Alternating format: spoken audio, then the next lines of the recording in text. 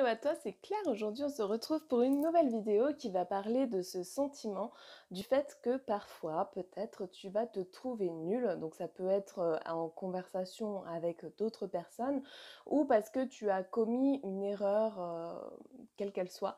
Enfin, dans toutes circonstances où tu te sens nul, cette vidéo pourra t'intéresser. Je t'invite à t'abonner à ma chaîne si ce n'est pas encore fait. On se retrouve tout de suite pour la vidéo.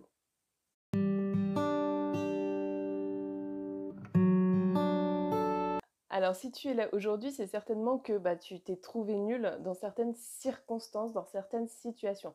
Dans le travail, par exemple, lorsque l'on valorise quelqu'un d'autre alors que tu pensais qu'on pouvait te valoriser toi, ça peut engendrer un sentiment de nullité, si on peut dire, où tu vas te sentir rabaissé en fait et tu vas te dire mince, moi, contrairement à elle, je suis nulle, je n'arrive pas à faire, je me sens vraiment plus bas que terre. On la valorise elle et moi, mon travail quelque part, et il doit être vraiment être nul pour qu'on ne me valorise pas moi.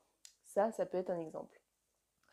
Ça peut être un exemple en groupe, lorsque tu es avec tes amis et que on valorise quelqu'un ou que quelqu'un va dire oh moi j'ai fait ça, tu trouves ça génial que cette personne ait fait cette chose-là et tu te dis mais moi je suis trop nulle pour arriver à faire ça.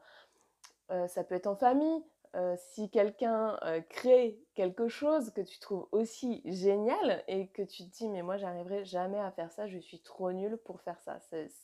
En fait, tu vas te dire je suis nulle constamment, je suis nulle. Ça va engendrer chez toi en fait un sentiment de rejet, tu vas t'auto-rejeter quelque part et tu vas te mettre à avoir ce sentiment de solitude où tu te sens incomprise et vraiment, tu as envie de te replier sur toi-même, tu as envie d'être seule avec toi-même et tu penses ne pas mériter l'attention des autres.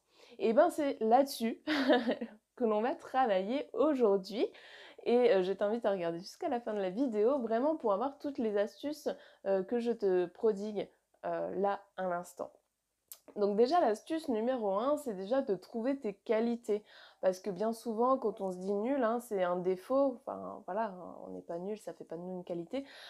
Donc c'est un défaut et on va se trouver plein de défauts. J'y arrive pas parce que je suis pas douée de mes mains, j'y arrive pas parce que je suis pas intelligente ou ce genre de choses. On va se créer encore plus de défauts et on va les rajouter à une liste de défauts qu'on a déjà, qu'on connaît par cœur. Et ben le but aujourd'hui, c'est vraiment de te créer une liste, de prendre un papier, un stylo et de te créer une liste de qualités. Quelles sont les qualités que tu dois avoir ou que tu as ou que tu as envie d'avoir en fait? Quelles sont les qualités que tu devrais avoir, que tu connais? Tu peux te faire aider par d'autres personnes. Tes amis te connaissent bien, ta famille te connaît bien et peut te trouver toutes les qualités du monde. Tu leur demandes juste, selon toi, quelles sont mes qualités, et ils vont t'en donner. Tu peux dire oui ou non, mais en tout cas, l'image que tu évoques à leurs yeux, au niveau de la qualité, tu peux toujours le garder, c'est du positif, donc tu peux le rajouter à ta liste. Et ça fait toujours du bien de voir qu'on a plein de qualités au lieu de se trouver sans arrêt des défauts. Le deuxième point que je voulais aborder avec toi, c'est de se faire un bocal d'affirmations positives, donc d'affirmations pour remonter l'estime de toi, en fait, tout simplement. Tu mets toutes les affirmations qui te parlent et qui pourront te rebooster, où tu te sentiras pas nul, justement, tu te sentiras valorisé avec des phrases du style je me sens bien maintenant, je sais que j'ai du potentiel, je sais que je peux y arriver. Et du coup, tu mets plein de petites phrases comme ça, tu en trouveras plein sur Google qui pourront t'aider. Et chaque jour, tu pioches une petite phrase qui va te mettre du baume au cœur hein, sur ta journée. Et c'est important de le répéter tout au long de la journée. Ton cerveau ne va pas y croire tout de suite, mais c'est pas grave, c'est pas important. Tu continues jusqu'à temps que tu te sentes bien et valorisé avec cette phrase affirmative. Troisième astuce du jour, ça va être tout ce que tu as déjà réussi. Note vraiment toutes les choses voilà, que tu penses avoir déjà réussi dans ta vie, que tu as déjà fait. Ça peut être des choses très simples, hein. J'ai déjà réussi à prendre cette habitude-là et ça me fait beaucoup de bien. J'ai déjà réussi à vivre toute seule alors que d'autres n'y arrivent pas. J'ai déjà réussi à aller dans un magasin toute seule alors qu'il y a plein de gens qui n'y arrivent pas. C'est, ça peut être anodin pour toi, ça va être anodin.